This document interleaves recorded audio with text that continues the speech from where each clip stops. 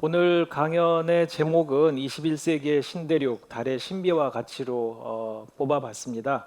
그래서 제가 처음에는 그 키워드를 신비하고 가치로 잡아봤었는데 조금 재미없다고 하셨는지 그래서 다른 단어로 뽑아보라고 하셔서 아까 동주기 자전과 헬륨 말씀을 드렸는데요. 그 뒤에 차차 나오니까 한번 뒤에 보시지요. 그래서 오늘은 이렇게 세 가지 주제로 크게 말씀드릴까 합니다. 하나는 달이 매우 특이한 천체입니다. 우리가 거의 매일 보다시피 하니까 잘 못 느끼긴 하지만 그래도 다른 행성에 있는 위성들 달에 비해서는 우리 달이 좀 특이합니다. 두 번째로는 우리나라가 22년 여름에 처음으로 발사한 달 탐사선 다누리에 관한 거고요. 우리나라가 그동안에 지구 궤도에서 움직이는 위성은 많이 쏘아 올리고 운영을 해왔지만 지구 밖을 벗어나는 탐사선은 다누리가 처음이었었습니다. 그래서 다누리가 어떤 일을 하고 있는지 잠시 말씀드리고요. 그다음 마지막으로는 달에서 얻을 수 있는 자원, 어떤 자원들이 기다리고 있는지. 지금 당장은 우리가 인류가 아직 달에 있는 자원을 쓰고 있지는 않습니다. 근데 아마 멀지 않은 미래에는 달 그리고 그 다음엔 아마 소행성까지 나가서 자원을 채취해 와서 지구에서 쓰게 될 날이 멀지 않을 건데요. 아마 그런 일이 과연 올까 싶겠지만 제가 이 강연이 끝날 때쯤에는 그럴 확률이 굉장히 높겠다라고 여러분들이 생각하도록 한번 이끌어 보도록 하겠습니다.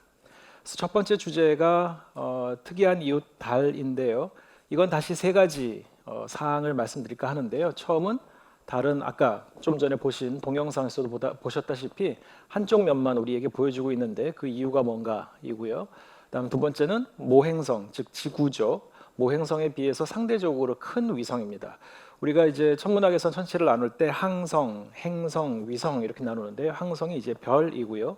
행성은 지구와 같은 수금지와 목토, 천해가 이제 행성이고 그 옆에 그 주변을 도는 천체를 위성이라고 부릅니다. 그래서 달의 경우에는 모행성이 지구죠. 그리고 지구에 있는 유일한 위성은 달입니다. 근데 이 지구와 달 사이의 크기는 4배 차이가 나는데요. 다른 행성과 그들의 위성의 크기의 비율에 비하면 달이 상당히 큽니다. 그게 우연인지 필연인지 이제 이런 걸 잠깐 말씀드리겠고요. 그다음에 세 번째로는 태양과 거의 비슷한 겉보기 크기. 지구에서 볼 때 하늘에서 차지하는 태양의 면적과 또는 크기와 달이 차지하는 크기가 거의 비슷합니다. 그래서 그것도 혹시 우연인지 아니면은 누가 정말 조작해 놓은 것인지 이런 거에 대해서 잠깐 말씀을 드려볼까 합니다. 첫 번째로 달이 우리에게 한쪽 면만 보여주는 이유부터 시작해 보겠는데요. 이 사진을 보시고선 약간 좀 저게 달 맞나 싶으실 수도 있습니다. 달은 달인데요. 우리가 항상 보는 달의 앞면이 아니거든요. 달의 뒷면을 보고 계십니다. 다음 페이지에 보시는 게 왼쪽이 우리에게 익숙한 달인데요. 사실 저렇게 그 검은색과 흰색이 대비되도록 우리 맨눈으로 보기는 쉽지는 않은데 저 사진은 이제 당연히 좋은 카메라로 달 궤도에 있는 위성 그 탐사선에서 찍은 거를 합성을 한 사진입니다. 그래서 지구에서 볼 때 저렇게까지 뚜렷하게 보이지는 않죠. 근데 어쨌든 이렇게 검은 지역과 밝은 지역이 보입니다. 오른쪽에 보시는 게 달의 뒷면이고요. 영어로는 재밌게도 우리랑 다른 표현을 씁니다. 우리는 앞면, 뒷면 이렇게 얘기하면 그 서양에서는 영어권에서는 가까운 쪽, 먼 쪽 이제 이렇게 얘기를 합니다. 그래서 왼쪽을 보시면 검은 지역하고 흰 지역이 크게 나뉘는데 검은 지역은 학자들이 바다라고 부르고요. 흰 지역은 고원이라고 부릅니다. 저 바다라고 부르는 거는 예전에 이제 한 400년 전부터 망원경을 가지고 우리 그 선조들이 또는 과학자들이 하늘을 볼 때 가장 가까이 달부터 또 봤겠죠. 근데 달을 보니까 뭔가 평평하고 매끈한 지역이 검고 약간 상대적으로 낮은 것 같고 하얀 지역은 크레이터도 많고 더 높은 것 같아서 저게 바다 비슷하구나. 실제로 물이 있는지는 모르겠지만 일단 바다라고 부르자 이렇게 되는 겁니다. 높은 지역은 고원이라고 불렀고요. 근데 왼쪽의 앞면은 바다가 그래도 한 반 이상 정도 되는 것 같죠. 그리고 뒷면에는 바다는 별로 없고 고원이 상대적으로 많습니다. 그래서 우리가 항상 보는 익숙한 달은 바로 왼쪽입니다. 그러면 이제 다음에 해볼 수 있는 질문, 우리가 궁금해할 수 있는 것이 달 뒷면의 사진은 누가 제일 처음 찍었을까일 텐데요. 바로 다음에 보시다시피 1959년 10월에 구소련, 지금은 러시아와 더 다른 그 나라들로 분해됐죠. 그 소비에트 연방이었던 구소련의 루나 3호라고 하는 달 탐사선이 가서 사진을 촬영한 다음에 지구로 보낸 영상입니다. 그때 당시 그 루나 3호는 다시 지구로 돌아올 능력은 없어서요. 달 주변을 돈 다음에는 이제 자기 일생을 마감을 했는데 그냥 영영 다른 곳으로 갔죠. 근데 그 달 주변을 도는 동안에 영상을 많이 보내왔는데 그 중에 첫 번째 사진입니다. 그래서 이렇게 조금 뭐 팩스라는 걸 혹시 아시는 분들은 써보신 분들은 아시겠지만 옆으로 이렇게 노이즈 같은 것들이 잡음 같은 것들이 보이죠. 그게 전형적인 팩스로 스캔을 한 다음에 보냈을 때 우리가 받아본 문서에서 보게 되는 그 잡음 패턴인데요. 이거는 실제로 팩스는 아니지만 필름 카메라로 찍은 다음에 그 필름을 다시 스캐닝을 해서 전기적으로 스캐닝을 한 다음에 그 신호를 팩스 같은 방식으로 이렇게 주사선처럼 하나씩 한 줄씩 한 줄씩 지구로 보내온 겁니다. 전파 송신을 통해서. 그래서 이제 그 중에 잡음이 끼다 보니까 저런 모양이 나오는데요. 이제 뭐 아주 옛날의 구식 팩스라고 생각하시면 되겠습니다. 근데 아까 그 뒷면이라고 본 영상하고 또 조금 달라 보이죠? 그래서 오른쪽에 보시는 것이 아까 보여드렸던 달의 뒷면입니다. 그래서 달의 뒷면에서도 보면 특징적인 게 가운데 왼쪽 위쯤에 약간 검은 지역 있죠. 바다라고 우리가 부르는 그런 그 점이 있는데 그게 지금 이 루나 3호의 영상에서는 가운데 약간 오른쪽 위에 있죠. 그러니까 이거는 완전히 그 탐사선이 완벽하게 뒤에 갔을 때 찍은 게 아니라 옆을 살짝 지나갈 때 찍은 겁니다. 왜냐면은 지금 처음으로 달 사진을 찍어가지고 지구로 전송을 할 요량인데 그걸 완전히 뒤에 갈 때까지 기다릴 필요는 없었겠죠. 그래서 일단 뒷면이 보이기 시작하면서 영상을 찍기 시작했고 그때 촬영한 거를 보내온 겁니다. 그래서 이게 이제 그때 저는 그 소련에 있었던 과학자들이 얼마나 흥분했을까를 가끔 생각해 봅니다. 전 세계에서 처음으로 달 뒷면을 본 사람들이 되겠죠. 그 영상을 처음으로 이제 판독을 했을 때에는. 그러면 이제 그 다음으로는 아까 앞에 거는 필름 카메라로 찍은 거를 송신을 통해 가지고 우리가 지구에서 받아본 영상이었고, 그럼 실제로 맨눈으로 달의 뒷면을 처음 본 사람은 누구였을까? 또 그런 사람들이 이때까지 총 몇 명이었을까? 이 질문은 사실 이때까지 총 몇 명이었냐는 겁니다. 이 질문이 암시하듯이 그렇게 많지가 않습니다.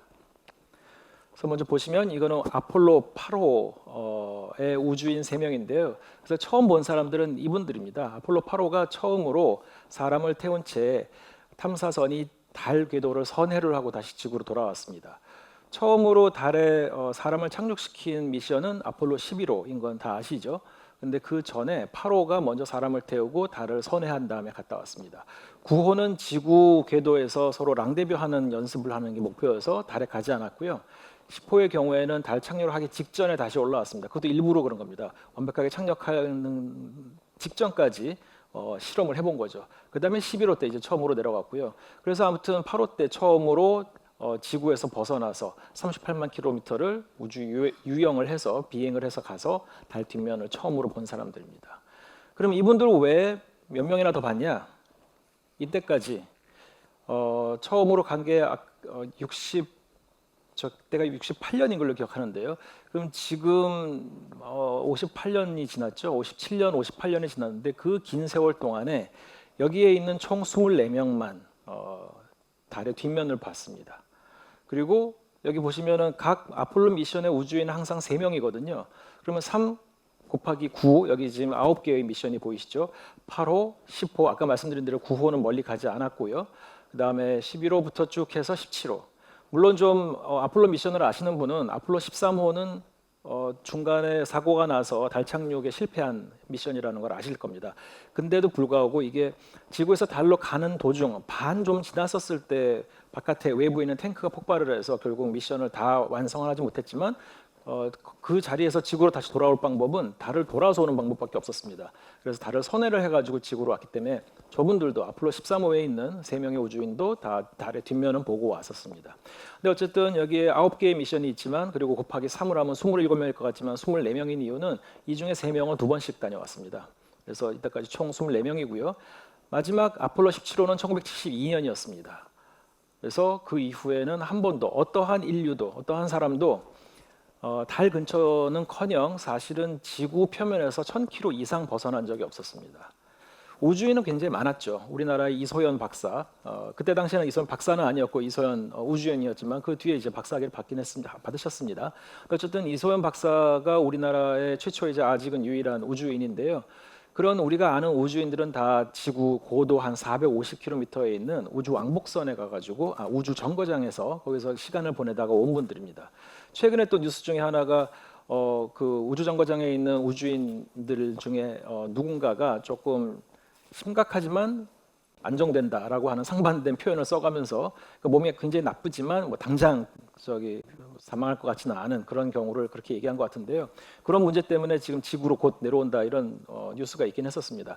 바로 그 우주인들이 가는 곳이 다 우주 정거장이었거든요. 근데 우주 정거장의 고도는 450km 플러스 마이너스 한 20km입니다. 그러다 보니 이 72년 이후에 모든 우주인들은 한 500km 높이 가봐야 4,500km 정도였고요. 그 바깥을 벗어난 적이 없었습니다.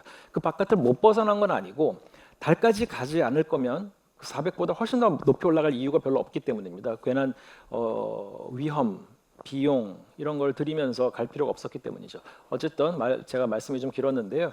이때까지 24명 그리고 72년도 그리고 또 백인 남자들 외에는 다녀온 적이 없는데 올해에 아르테미스 2호를 발사할 계획입니다. 참. 그래서 거기에 여성도 포함되고 유색인종도 포함될 거고요.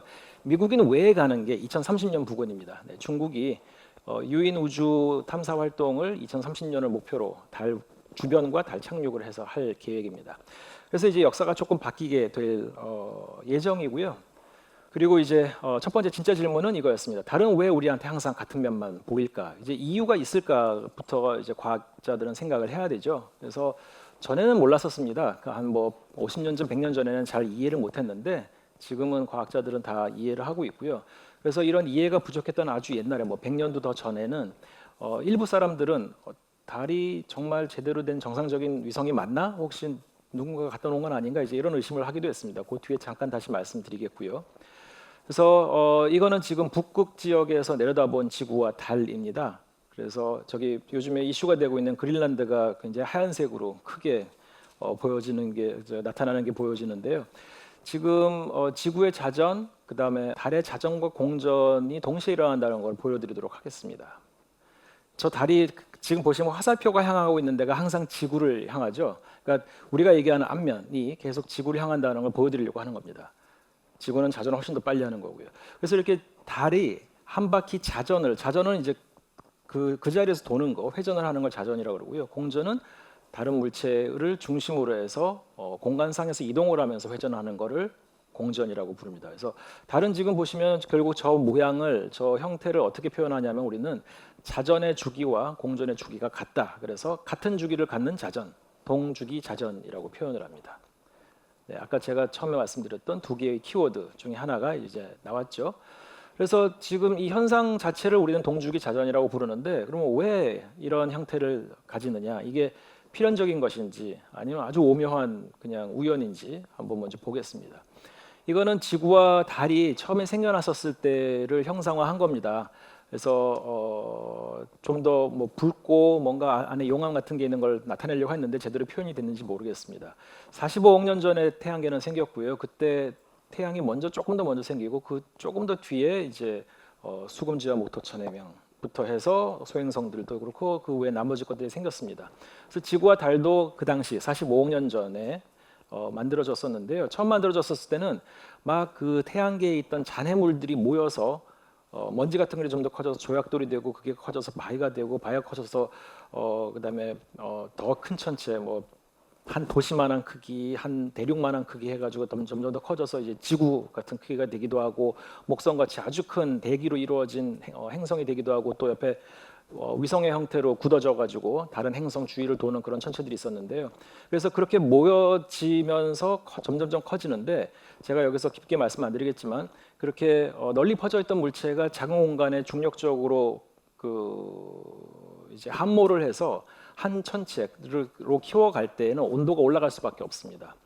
일종의 열역학 법칙 때문이긴 한데요. 그래서 이제 충돌을 하면서 계속 온도가 올라가서 지구도 처음엔 굉장히 뜨거웠고요. 전체가 달도 처음엔 매우 뜨거웠습니다. 그러다가 빠른 시간 안에 수천만 년에서 아마 짧은 수억 년 사이에 식어서 지금처럼 고체화됐다라고 생각을 합니다.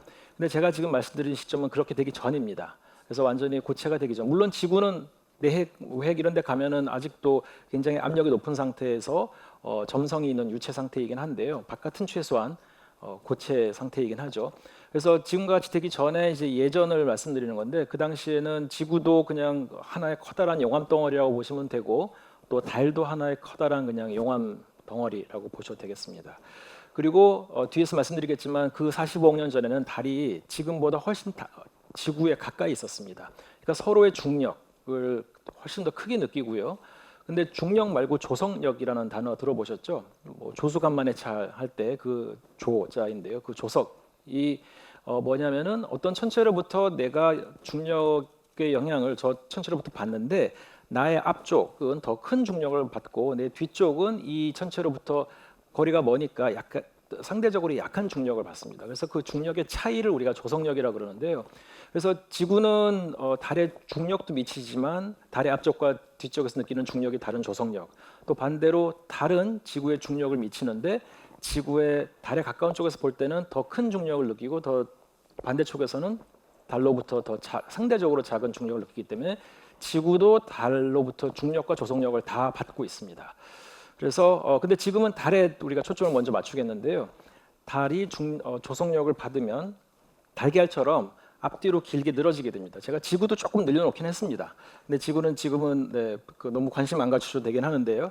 그래서 달이 이렇게 달걀 모양으로 늘어나는데 그게 바로 조석력 때문입니다. 앞쪽에서는 지구에 의한 더 큰 중력을, 달의 먼 쪽, 뒤쪽에서는 원심력이 상대적으로 더 커지기 때문에 지구의 조석력에 의해서 달이 앞쪽으로만 길어지는 게 아니라 대칭적으로 뒤쪽으로도 거의 비슷하게, 완벽하게 똑같지는 않은데 비슷하게 늘어나게 되어 있습니다. 그래서 이 지구의 중심과 달의 중심을 잇는 축을 그냥 중심축이라고 말씀을 드리겠습니다. 앞으로는 이 단어가 여러 번 나올 텐데요. 지구 중심축을 이렇게 잇도록 길쭉한 방향으로 중력 포텐셜이 만들어지게 됩니다. 그러면서 이 달은 지금 자전도 하고 또 공전도 한다는 걸 보여드리는데요.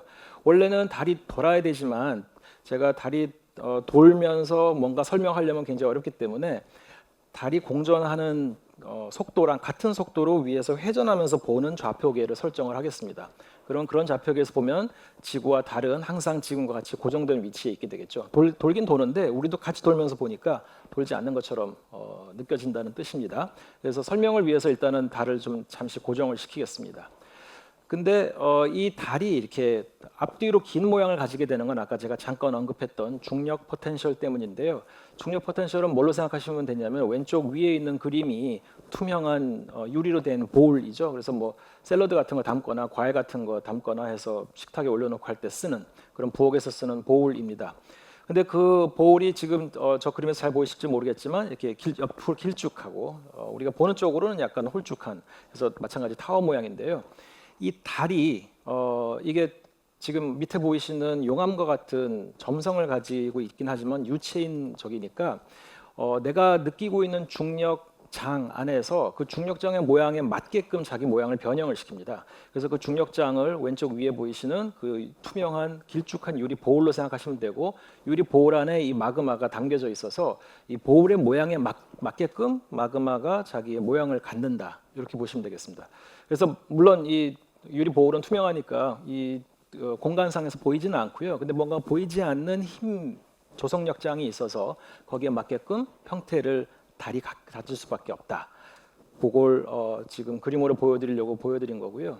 근데 문제는 이 안에서, 이 유리 보울 안에서 그 마그마 덩어리, 유체인 이 마그마가 달이죠. 달을 구성하는 애들이 계속 자전을 하고 있습니다. 그럼 어떻게 되냐면 자전하고 있는 이 물체들은 한 번은 길쭉한 쪽에 왔다가 한 번은 좀 얇은 쪽, 지금 이쪽이 긴 쪽이죠. 그림에서 봤을 때. 그래서 긴 쪽으로 왔을 때는 늘어났다가 얇은 쪽으로 왔을 때는 좀 압축이 되고, 긴 쪽으로 할 때는 다시 이렇게 팽창을 하고 압축 팽창을 반복을 하게 됩니다. 근데 유리 보울의 모양에 맞게끔 자기가 적응을 하는 거죠. 근데 자전을 하면서 적응을 하는 데는 시간이 걸립니다. 관성 때문입니다. 한번 움직이고 있는 물체를 갑자기 멈추려고 해도 한 번에 정지 안 하죠. 시간이 좀 걸리듯이 얘도 한 번은 길쭉한 쪽, 한 번은 압축되는 쪽, 늘어나는 쪽, 압축되는 쪽을 돌면서 자전을 하지만 그거에 적응하는 데 시간이 약간 걸립니다. 그래서 실제로는 이 달이 저렇게 중심을 잇는 축에 나란히 앞뒤로 길어지는 게 아니라 조금 이렇게 틀어져 있습니다. 그래서 틀어진 채로 저 상태에서 공전을 한다고 생각하시면 되겠습니다.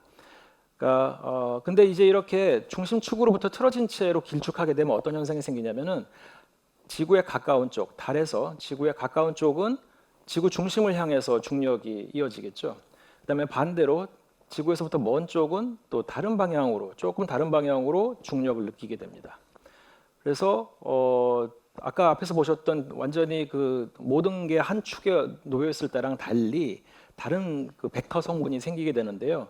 그 벡터 성분을 한번 그림으로 그려보면 먼저 첫 번째 거, 앞면과 지구 중심을 잇는 중력을 나타내는 저 벡터를 중심축의 나란한 방향과 수직인 방향으로 분해를 해보겠습니다. 이렇게 되는 건데요. 뭐 어렵진 않죠. 그 단어가, 분해라는 단어가 굉장히 대단한 것 같지만, 그래서 지금 원래 우리가 그냥 추측하는 중력 방향으로 중심축이 늘어져 있고, 근데 그거의 수직 방향의 힘도 있습니다. 저게 포인트입니다. 조그마한 벡터 보이시죠? 그 수직 방향으로 있는 그 벡터 성분이 원래는 없어야 되는데, 이게 달이 늘어난 데다가 약간 비틀어져 있는, 축이 벗어나 있는 것 때문에 저쪽 방향의 중력이 알짜 힘이 생기게 됩니다. 그 다음에는 또 먼 쪽은 이렇게 되고, 다시 한번 분해를 해보면 이런 식이 되고요. 그래서 이 두 힘들이 다 이렇게 수직과 수평 방향으로 나눌 수 있는데요. 그 중에 수평 방향, 즉 중심축과 나란한 방향은 어차피 원심력하고 중력이 같아서 다 상쇄가 됩니다. 원운동이라고 하는 거는 두 물체가 갖고 있는 그 공전 운동에 의한 원심력과 두 물체의 질량에 의해서 생기는 중력이 같을 때 원운동을 하거든요. 이건 아마 기억을 가다듬어 보시면 아마 한 번쯤 들었다는 생각이 나실 겁니다. 그래서 그 어차피 상쇄돼서 없어지는 중력과 원심력은 생각하지 않고 지금 축의 수직인 방향으로의 벡터만 남겨보면 바로 저 모양인데요. 저 모양, 그 벡터의 모양을 보시면 저게 이제 토크라고 하는 개념으로 이제 작용을 하는데, 이 달의 그 오프 엑시스 성분, 그러니까 축에서 벗어난 성분의 그 모양을 다시 원 위치로 돌리려고 하는 힘으로 작용을 합니다. 아까 말씀드린 대로 어쩔 수 없이 관성 때문에 이 달의 길쭉한 면이 중심축을 벗어나는데 결국은 조성력 때문에 그거가 다시 돌아오려고 하는 또 힘을 느낍니다. 근데 아까 말씀드렸다시피 이 달 안에 있는 물체들은 계속 자전을 하고 있는데요. 자전하고 있는 방향과 반대 방향으로 그 토크 힘이 발생을 하다 보니까 자전이 점점 느려집니다. 그러니까 즉 자전을 방해하는 요소가 돼요. 그래서 달은 처음에 태어났을 때는 굉장히 뜨거운 본죽이었다. 그리고 지구에 의한 조성력 때문에 길쭉해졌다. 근데 길쭉한 방향이 자기가 그 조성력장에 적응하는데 걸리는 시간 때문에 중심축에서 벗어났고, 근데 벗어나다 보니까 그걸 다시 회복하려고 하는 힘이 작용을 했고, 그 힘이 아주 오래는 않지만 서서히 그 달에 작용하면서 자전을 느리게 했다. 근데 자전이 언제까지, 그러니까 자전을 처음엔 달의 자전이 공전보다 훨씬 빨랐지만 자전을 천천히 느리게 만들었는데 언제까지 느리게 만드냐면은 공전 주기와 자전 주기가 같아질 때까지 느리게 만듭니다. 근데 그 일이 불과 한 수천만 년밖에 안 걸렸을 거라고 생각을 합니다. 수천만 년이면 굉장히 긴 시간 같이 느껴지시겠지만, 근데 지구 역사가 45억 년이라는 걸 생각해 보면 1억 년도 안 되죠. 45분의 1도 안 되는 시간이기 때문에 굉장히 빠른 시간에 저러한 그 자전이 느려지는 현상이, 그래서 공전 주기와 같아지는 현상이 일어났었습니다. 그리고 이 현상을 조석 고정이라고 부릅니다. 즉 자전과 공전이 고정이 돼가지고 돌게 되는데 이게 다 조석력 때문에 생겨서 조석 고정이라고 하고요. 그리고 아까 제가 보여드렸던 벡터 방향, 이렇게 그 위아래로 있는 조그만 벡터 있죠. 저 벡터가 하는 일을 조석 마찰 또는 조석 제동이라 그럽니다. 그러니까 이 다른 자전을 하려고 하는데 그 자전을 느리게 하는 것, 저 반대 방향으로 가려고 하는 벡터 성분 때문에 이 자전이 느려지게 되는 현상 그 자체는 조석 제동 또는 조석 마찰이라고, 영어로는 드래그라고 합니다. 타이달 드래그라고 하는데요. 근데 그거의 결과로 나타나는 게 아까 보여드렸던 조석 고정입니다. 그래서 이런 현상은 태양계 내에서 모행성에 충분히 가까이 있고 자기의 중력이 충분히 커서 원래 처음에는 조성력이 아니었으면 구 모양을 가졌을 정도로 큰 그런 위성들의 거의 대부분 다 일어나고 있습니다. 그래서 사실은 이거는 지구에만 특별한 현상은 아니고요. 지금은 물리학자들, 천체 물리학자들이 잘 이해하고 있는 현상이고, 모행성 근처에서 태어나는 위성들은 어쩔 수 없이 맞게 되는 종국이라고 보시면 되겠습니다. 그래서 첫 번째는 이제 한쪽 면만 보여주는 이유는 바로 조석 고정 때문이다. 그렇게 말씀을 드리겠고요. 이제 두 번째 주제로 가서 모행성에 비해서 상대적으로 큰 위성입니다. 달의 크기는 직경으로 따지면 지구의 4분의 1인데요. 이거는 얼마나 큰지를 보시면 우선 지금 태양계에는 이렇게 제일 왼쪽에 있는 거는 태양의 일부를 보여드린 겁니다. 근데 여기에 있는 모든 크기는 축적을 그대로 적용을 한 거고요. 단 거리는 한 그림에 다 들어오게 하기 위해서 거리는 이제 신경 쓰지 않으셔야 됩니다. 태양의 크기 거의 그대로인데 여기 그리기 뭐하니까 이제 크게 해서 잘랐고요. 왼쪽부터 수금, 지화, 목토, 천해. 이 그림은 이제 명왕성이 2006년에 이후에는 이제 공식적으로는 천문학계에서는 우리가 행성이라고 부르지는 않기로 했지만 아마 그 전에 만든 그림인 것 같아요. 그래서 명왕성이 아직도 들어가 있긴 합니다. 그래서 보시면 목성이 이제 제일 크고 그 다음에 토성이고요. 수금지화는 지구형 행성, 뭐 고체형 행성이라고 부르는데 상대적으로 좀 작죠. 근데 여기에 있는 대표 위성들, 우선 여기 보시면 지구부터 해서 명왕성까지 있는데요. 저 사진들은 지구가 아니라 그 각 행성에 있는 대표 위성들입니다. 지구의 경우에는 위성이 하나니까 달만 보였고요. 화성은 위성이 2개밖에 없어서 지금 2개만 보였고, 근데 목성, 토성으로 갈수록 위성 수가 많아집니다. 그래서 그 중에 좀 큰 놈들만 여기 가져와가지고 붙여놨는데 보시면 지구의 크기는 옆에 보는 것처럼 달의 한 4배의 크기가 됩니다. 근데 아까 목성이나 토성은 지구보다도 훨씬 더 큰 걸 본 걸 기억하시죠? 그러면 그 크기의 목성이나 토성의 크기에 비해서 여기 보이는 목성과 토성의 위성의 크기는 그렇게 크지 않습니다. 그래서 이렇게 그냥 말로만 얘기하면 좀 이해하기 힘드니까 옆에 그 각 행성 중에 가장 큰 위성 옆에 노란색 숫자를 썼는데요. 저게 모행성의 크기에 비해서 얼마나 큰지를 보여줍니다. 그러니까 지구는 4분의 1 크기, 모행성의 달이죠. 지구의 위성인 달은 모행성의 크기에 비해서 4분의 1이다. 화성은 308분의 1입니다. 목성은 그나마 좀 비율이 커서 27분의 1이고요. 토성 23분의 1 쭉 해서 해왕성까지도 한 18분의 1인데 명왕성에 가면 명왕성 이제 그 행성이 아니라 이제 외행성이라고 부르는데요.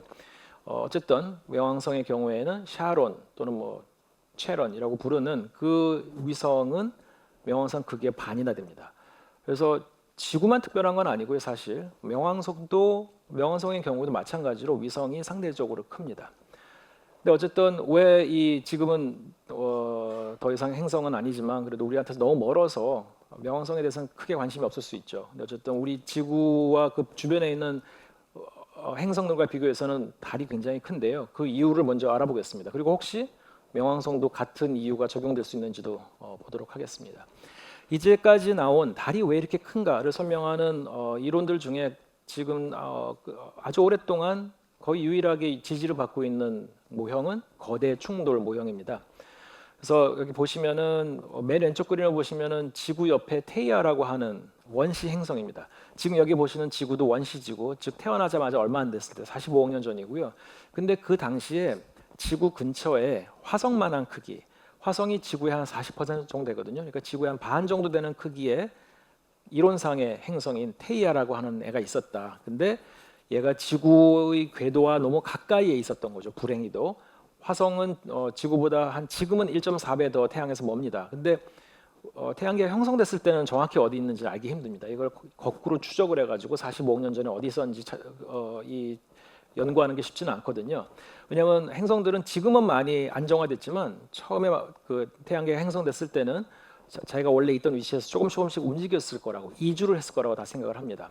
근데 지금은 안 움직이지만요. 근데 어쨌든 지구 옆에는 근처에는 불행히도 비슷한 애가 같이 태어나서 테이아라고 하는 애가 있었고 걔네들이 아주 약간 공전 주기를 갖다 보니까 결국엔 머지않은 시점 내에 두 개가 충돌을 했다.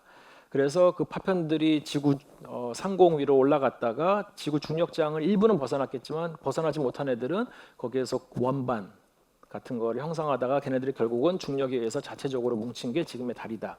그래서 그렇게 클 뿐더러 굉장히 큰 가군 동력을 갖는다. 다른 행성의 위성들이 갖고 있는 가군 동력에 비해서 달이 갖고 있는 가군 동력이 굉장히 큽니다. 그래서 이제 왜 큰지, 크기 자체도 크고 왜 가군 동력도 큰지 이제 이런 걸 다 설명하는 거가 바로 거대 충돌 모형인데요. 지금 여기서 보여드린 아이디어하고는 살짝 다르긴 하지만 유사한 아이디어를 가지고 만든 컴퓨터 시뮬레이션이 있습니다. 그래서 그걸 한번 보시겠는데요. 네, 이 왼쪽에 있는 게 지구 옛날 지구고 원시 지구고 오른쪽에 있는 게 좀 전에 말씀드린 테이아 가상의 원시 행성이고요. 이 두 개가 이제 충돌하는 거를 보시겠는데 이거는 수년 전에 나사에 있는 연구진이 만든 동영상, 그러니까 컴퓨터 시뮬레이션 한 다음에 그걸 기반으로 이렇게 3D 애니메이션을 만들었고요. 나사에서 만든 거다 보니까 자막은 좀 영어로 나갑니다. 얘네들을 자전을 하게 좀 만들었으면 더 멋있었을 텐데 자전하지 않고 그대로 와서 지금 충돌을 했죠. 이게 단단한 고체였어도 충돌하는 순간에 저렇게 됩니다. 근데 지금은 아주 원시기 때문에 원래부터 용암 덩어리여서 액체 상태이긴 하지만요. 볼링공 두 개를 충돌을 시킨다 해도 저거랑 크게 다르지 않습니다. 왜냐하면 저렇게 큰 스케일에서의 충돌에는 고체인지 유체인지가 그렇게 중요하지 않을 수 있거든요. 그래서 지금 보시면 위로 올라갔던 거, 파편이 위로 올라가가지고 크게 두 덩어리가 됐었죠. 두 덩어리 중에 좀 더 크고 지구에 가까웠던 건 다시 지구로 떨어집니다. 근데 저렇게 떨어졌기 때문에 일부가 떨어졌기 때문에 그 남은 바깥에 있던 애는 가군 동량 없고 더 바깥으로 나갑니다. 왜냐하면 그 두 덩어리의 총 가군 동량의 즉 가군 동량 합이 보존돼야 되거든요. 그래서 한 놈이 떨어지면 한 놈은 더 멀리 갈 수가 있습니다. 이렇게 큰 덩어리가 안으로 떨어지지 않았다면 남아있던 덩어리는 충분히 멀리 가지 못하고 다시 지구로 떨어질 수도 있었거든요. 근데 어쨌든 그래서 그 상대적으로 작고 멀리 있던 애가 조금 더 멀리 나가서 소위 말하는 로시 한계라고 하는 영역 바깥에 나갔기 때문에 걔가 고체 형태로 그대로 달로 유지할 수 있었다. 이제 그런 그림입니다. 그래서 다시 한번 잠깐 보실까요?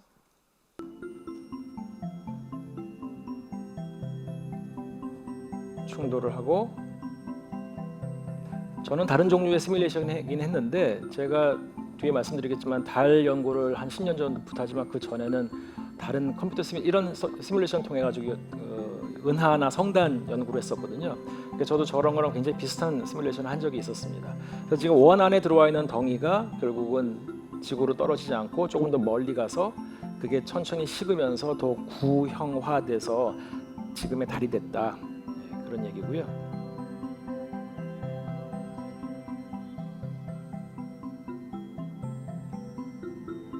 저 컴퓨터 시뮬레이션은 저걸 수행하는 것도 힘들지만 이거를 비주얼라이즈하는 거, 그러니까 가시화시키는 것도 상당히 어렵습니다. 굉장히 공들여가지고 잘 만든 영상이어서 한번 더 보여드렸습니다. 그래서 이제 이렇게 충돌이 일어났기 때문인데 그러면 그 얘기는 뭐냐면 다른 행성들에 있는 위성들은 이런 충돌을 겪지 않고 태어났다는 겁니다. 그래서 다른 행성들의 위성은 좀 더 정상적, 좀 더 일반적으로 태어났고요. 지구가 조금 특이했던 것뿐입니다. 어떻게 보면 불행히도고 어떻게 보면 다행히도인데요. 왜냐하면 이렇게 큰 위성을 지구 가까이 가졌기 때문에 좋은 점이 하나가 있습니다. 지구의 자전축이 흔들리는 것을 안정화시켜 줍니다. 만약에 우리가 달이 없거나 달이 있었다고 하더라도 걔가 멀리 있거나 작았다면 지구의 자전축은 지금 우리가 알고 있는 것보다 지금도 아주 조금씩 요동을 칩니다.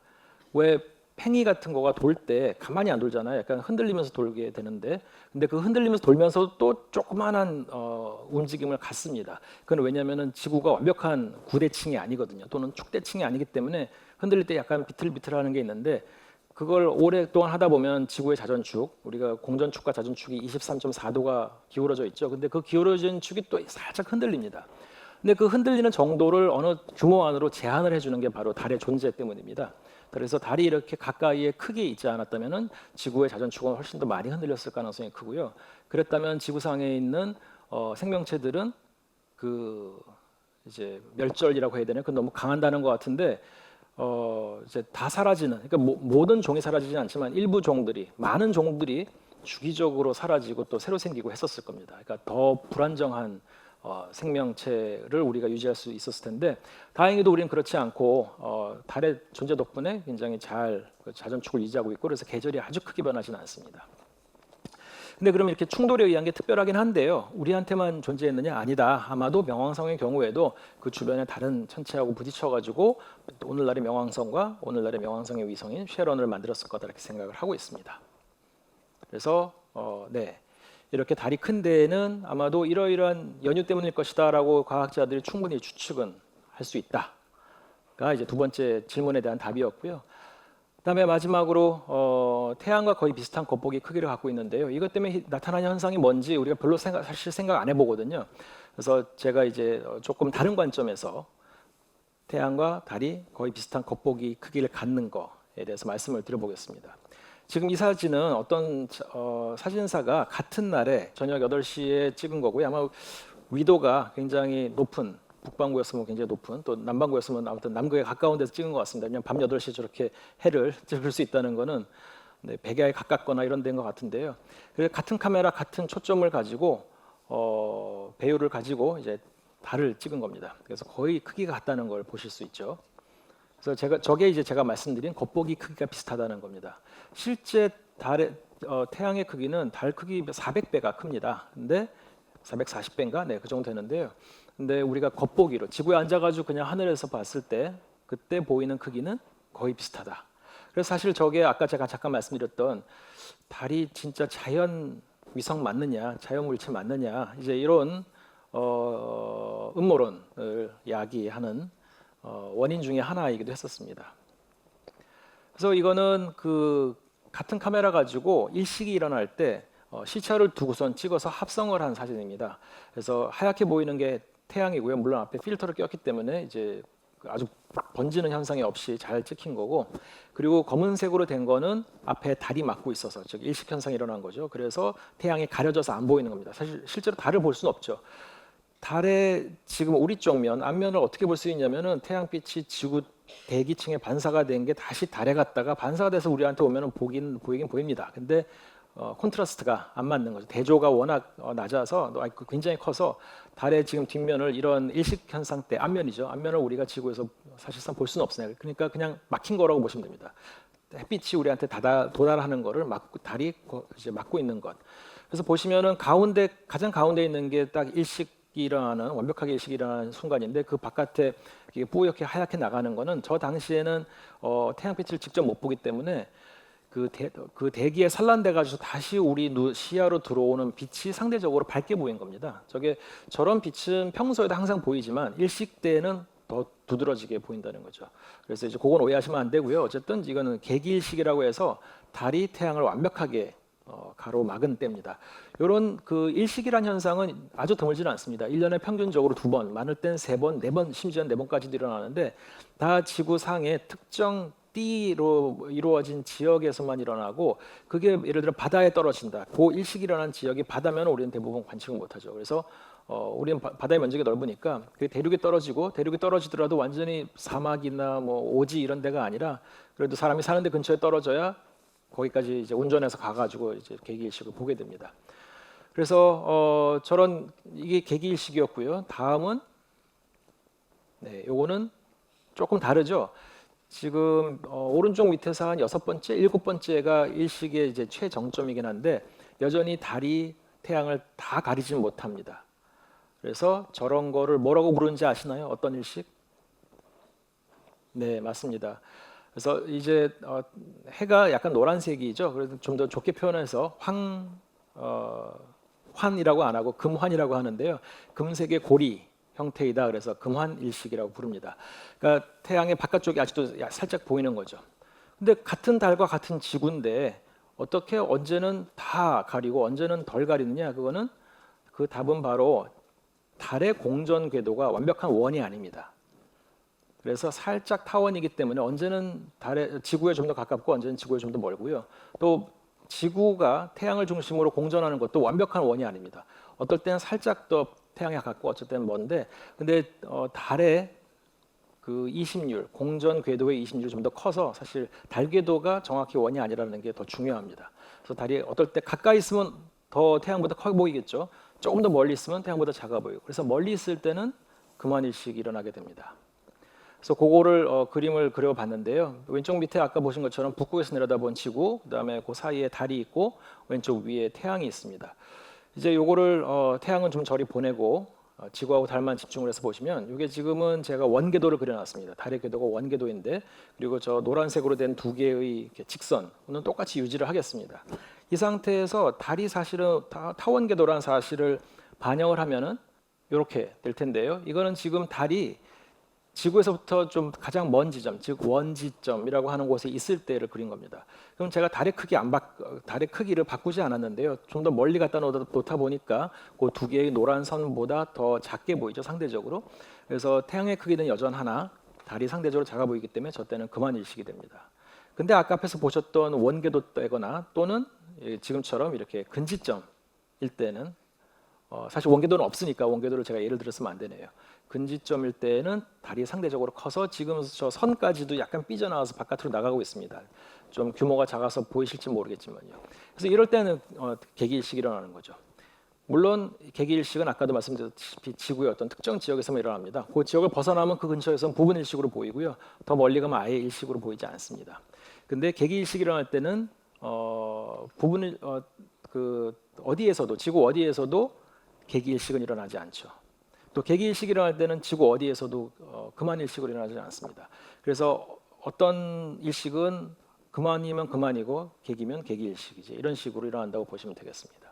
그래서 이거는 제가 2017년 8월에 미국에서 있었던 개기일식입니다.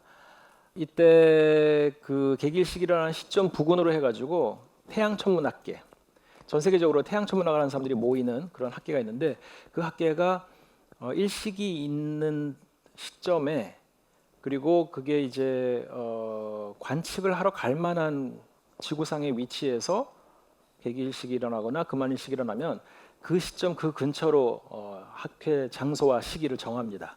그래서 그 학회에 참석을 하면 자연스럽게 일식이 일어나는 동안에는 몇 시간 동안 밖에 나가서 이제 다들 카메라 가지고 그걸 찍고 또 실제로 실험 장비를 들고 가서 여러 가지 분석을 하기도 합니다. 저는 근데 태양천문학자는 아니기 때문에 그래도 한 번은 꼭 진짜 일식은 가보고 싶어서 어떻게 해서든지 간에 제 연구 주제를 그 학회에 맞도록 이렇게 약간 각색을 해서 가가지고 발표도 하고 저 일식 장면을 보러 가기도 했었는데요. 왜냐하면 제가 저랑 같은 과에 태양을 하시는 분들이 좀 많이 계십니다. 근데 그분들 중에 제 연장자인 분이 이런 일식 기회만 있으면은 장비를 들고 이제 일식 관측을 하러 다니시는데 이제 그 무용담을 듣는 거죠. 근데 대부분 처음 일식을 보러 간 사람들은 제대로 촬영을 못 하고 온다. 이제 그 말에 제가 관심을 가지기 시작했었습니다. 일단 이 전체적으로 일식이 딱 일어나는 동안이 몇 분 안 되거든요. 뭐 길어야 8, 9분 정도인데 그 위치에 따라서 정중앙에 일식의 정중앙 위치가 아니고 좀 떨어져 있으면 그렇게 길지도 않습니다.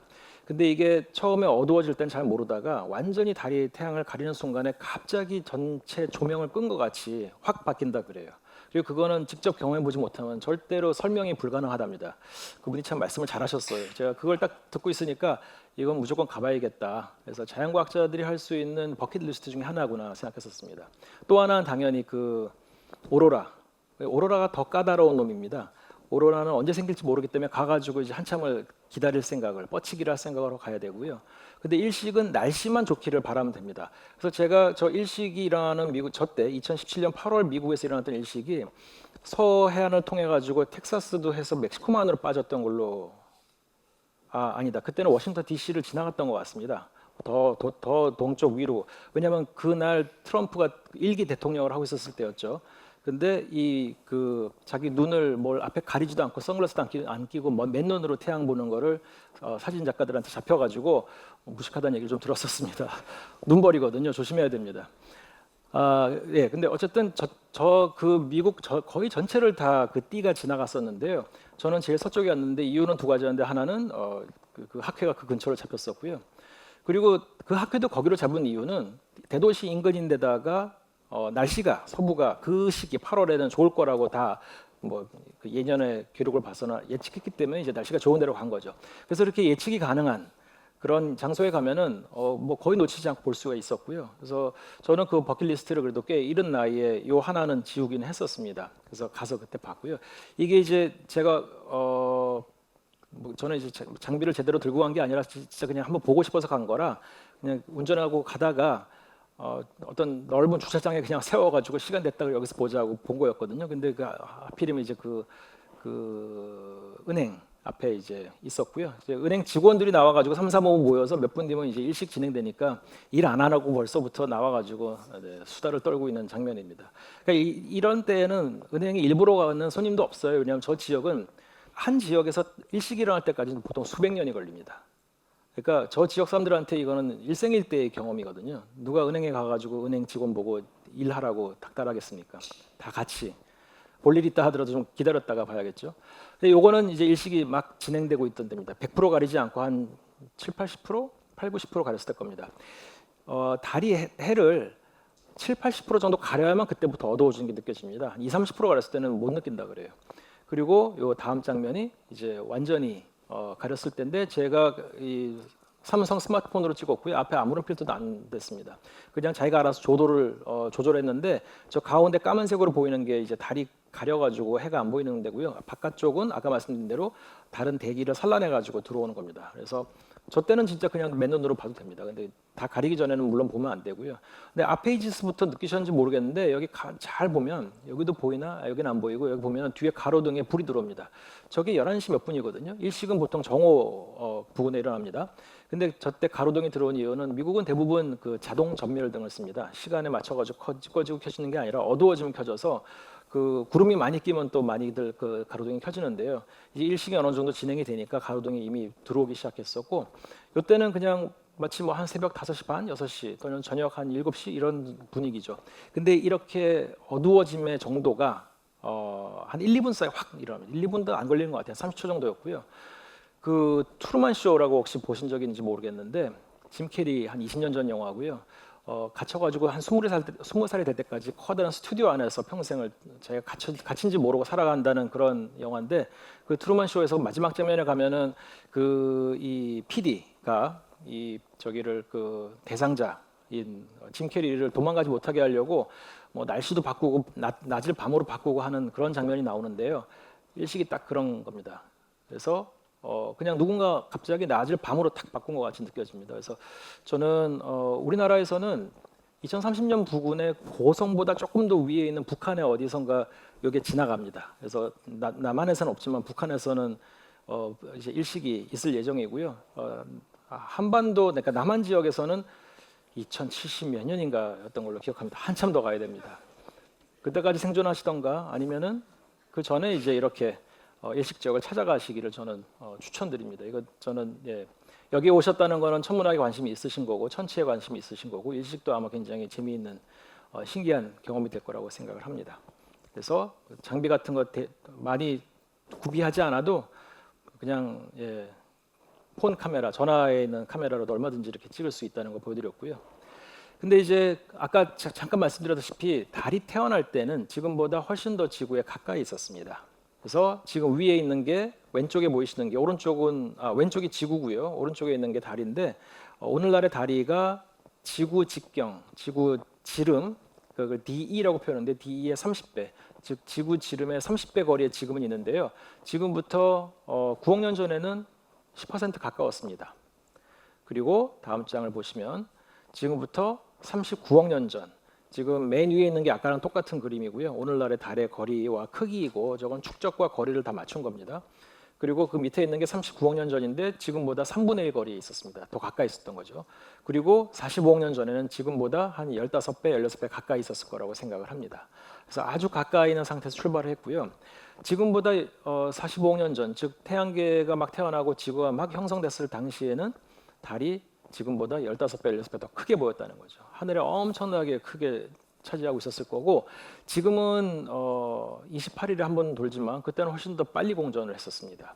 그래서 그 달이 뜨고 지고 하는 게 지금보다 훨씬 더 긴박했겠죠. 그리고 엄청나게 큰 게 떴을 겁니다. 근데 그 당시에는 그걸 목격할 생명체가 없었습니다.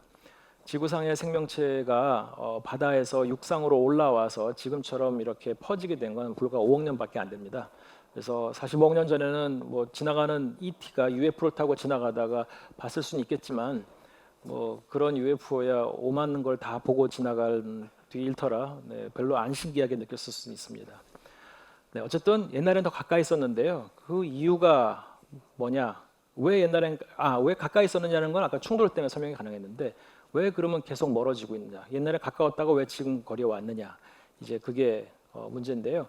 요거 아까 보여드린 그림이죠. 근데 아까도 제가 잠깐 얘기했던 가군동량 보존이라고 하는 물리의 기본 법칙 중에 하나 때문에 조석 제동 현상, 즉 저 조그만한 벡터 있죠. 그래서 옆으로 약간 축에서 벗어난 모양을 형상을 가지려고 하는 걸 다시 원복하려고 회복하려고 하는 힘, 그게 조석 제동이라고 하는 현상이었는데, 그 조석 제동 현상이 자전을 점점점 느리게 해서 공전하고 같은 주기를 갖게 만들 뿐만 아니라 동시에 그 달의 거리가 좀 더 멀어지게 합니다.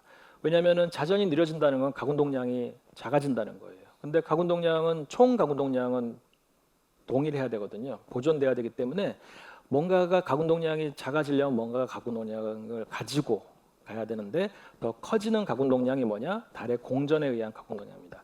달은 원궤도 운동을 할 때 가까이 있을 때보다 멀리 있을 때 가군동량이 더 큽니다. 그건 수식을 통해서 보여드려야 되는데 재미없으실 거고요. 그래서 어쨌든 달은 자전이 느려지면서 자기가 지켜야 되는 총 가군동량 보존을 위해서 멀어지는 거 선택을 합니다. 그래서 바로 조석 제동 현상은 조석 고정이라고 하는 걸 결과적으로 만들기도 하지만 달이 지구로부터 멀어지게 하는 현상도 동시에 일으킵니다. 근데 조석 고정이 딱 일어나서 더 이상 동주기 자전, 그러니까 더 이상 자전이 느려지지 않으면 거리도 멀어질 이유가 없겠죠. 근데 계속 지금 멀어져서 지구와 달 현재의 거리까지 갔는데, 그 이유는 지구도 똑같이 그 현상을 겪기 때문입니다. 지금 여기서는 달은 제가 찌그러뜨리지 않았고요. 오른쪽에 있는 달은 그대로 그냥 구형이고, 물론 약간 찌그러졌지만 원으로 그렸습니다. 근데 오늘날의 지구는 다 굳었기 때문에 지구의 고체 부분이 늘어났다 줄어들었다 할 수는 없습니다. 그러니까 지각이나 멘틀이나 이런 거는 그 모양 그대로 그냥 가야 됩니다. 근데 바뀔 수 있는 건 바다죠. 그래서 조수간만의 차, 하루에 2번씩 밀물 썰물이 왔다 갔다 하는 현상이 바로 달에 의한, 달이 지구에 미치는 조성력 때문인데요. 그 조성력 때문에 지구가 이렇게, 그 지구에 있는 바다가 어떤 특정 방향으로 이렇게 늘어나는데, 똑같은 이유로 지금 축이 살짝 비틀어져 있죠. 그게 왜냐하면 바다가 달에 의한 조성력에 반응을 해서 그 방향으로 팽창을 하려고 하는, 그 방향으로 지구로부터 멀어지려고 하는데 시간이 걸리고요. 그것 때문에 더 앞에 가 있습니다. 그래서 똑같은 이유로 이렇게 중심축과 나란하지 않은 방향으로 중력 벡터가 형성이 되고, 그것 때문에 똑같이 지구도 조석 제동에 걸립니다. 그래서 지구의 자전도 서서히 느려지고 있고요.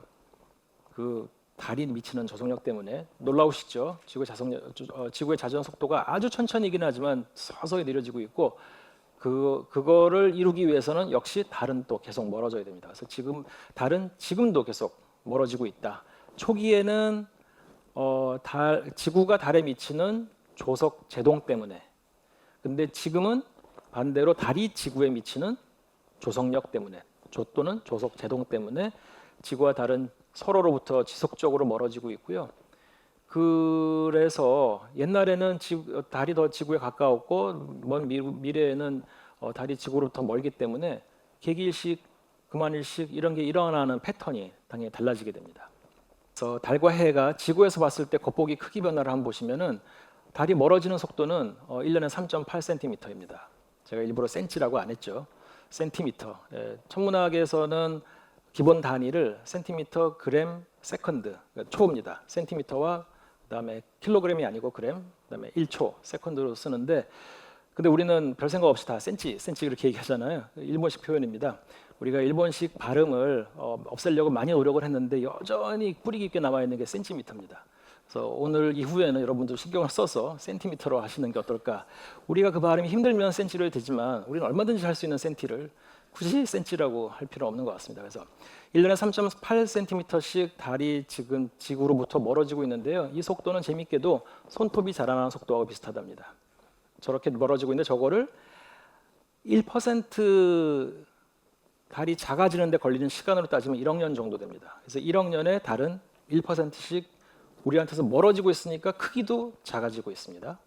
근데 재밌는 거는 해도 살짝 커지고 있습니다. 해는 실제로 커지는 거예요. 달은 작아지는 게 거리가 멀어져서인 거지만, 해는 실제로 조금씩 커지고 있는데, 그거는 해가 수명이 한 110억 년에서 120억 년 될 거라고 추정하고 있고요. 지금 45억 년 지났으니까 그걸 뺀 만큼 앞으로 이제 수명이 남아 있습니다. 근데 태양은 태어나서부터 해는 태어나서부터 계속 진화라고 하는 걸 하는데요. 지금은 진화가 제일 더디게 일어나는 시점이긴 합니다. 그럼에도 불구하고 태양은 계속 진화를 하고 있어서 조금씩 커집니다. 커지는 이유는 그 태양 내부에서 핵융합에 의해서 태양이 이제 에너지를 발산하잖아요. 빛의 형태로 발산을 하는데 그 핵융합이 일어나는 위치가 초기에는 태양의 가장 중심부였는데요. 시간이 지나면서 조금씩 바깥으로 나옵니다. 왜냐하면 자기가 핵융합을 하면서 만들어낸 재인 헬륨이 안에 쌓이면서 수소가 있을 수 있는 지역은 조금씩 바깥으로 밀려나거든요. 그래서 수소를 태워야 되니까 더 전체 크기에 비해서 아직도 여전히 가운데지만 그래도 아주 중심이 아니라 조금 더 바깥에서 핵융합이 일어나게 되고 그러니까 표면에 좀 더 가까이에서 열원이 있죠. 그러다 보니까 바깥쪽에 팽창을 합니다. 그래서 크기가 서서히 커지고 있는데 그 속도는 1억 년에 0.5%. 지금 현재 태양의 크기에 비해서 0.5%입니다. 그러니까 좀 비슷하죠. 하나는 1%, 하나는 0.5%여서 달은 작아지고 있고 해는 계속 커지고 있습니다. 그래서 지금 현재는 옆에 이제 왼쪽은 태양 그림이고 오른쪽은 달인데 최소 곱보기 크기가 저게 도입니다. 한쪽 지평선의 한쪽 끝에서 하늘을 가로질러 가지고 다른 쪽 지평선까지 가는 요 각도가 180도잖아요.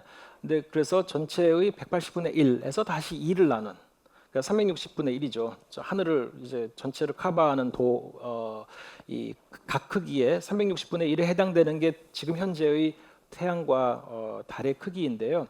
그래도 이 20률 때문에 아까 공전 20률 때문에 생기는 최대 곱보기, 최소 곱보기 크기를 저렇게 지금 계산을 할 수가 있습니다. 근데 저걸 근거로 뭘 계산할 수 있냐면은 금환일식이 일어났던 첫 시기가 언제인지를 계산할 수 있습니다.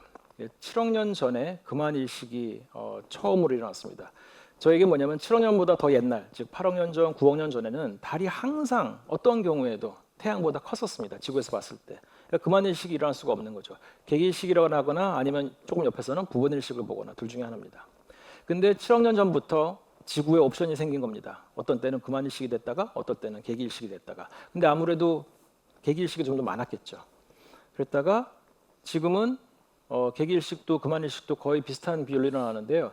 앞으로 마지막 개기일식이라는 거. 왜냐하면 달이 점점점 멀어지니까 앞으로 어떤 시점이 되면은 해를 완전히 가리지 못합니다.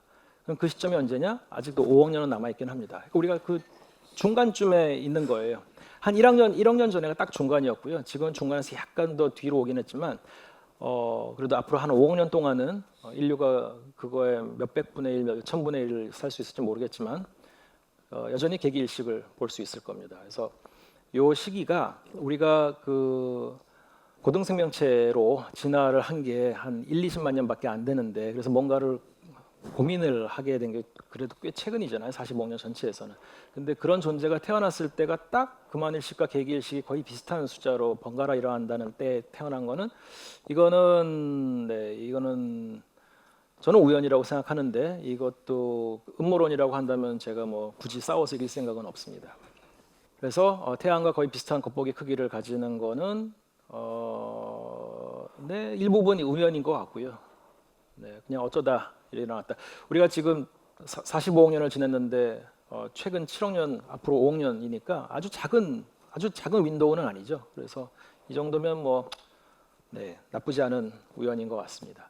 그래서 아까 제가 잠깐 앞에서 말씀드렸던 달이 혹시 외계인이 가져다 놓은 인공위성 아니냐? 저 인공은 사람이 만들었다는 게 인공이잖아요. 그러니까 여기는 정확하게는 외계인공 위성이 돼야 되겠죠. 외계인공 위성. 이라는 얘기가 있었고 그래서 이제 일식 때마다 달의 뒷면에서 달의 앞면 안 보이니까 달의 뒷면에서 UFO 기지가 있고 거기에서 UFO들이 출동을 해가지고 돌아서 내려오는데 일식 때는 잘 안 보이니까 어두워서 그때 싹 와가지고 뭔가를 정찰을 하고 사람을 납치해서 데려가고 뭐 하는 일들을 했다라고 하는 얘기가 옛날에 이제 SF 소설의 단골 주제 중에 하나였었습니다. 매우 흥미로운 주제이긴 했었는데 왜냐하면 너무 우연히 여러 가지가 겹치잖아요.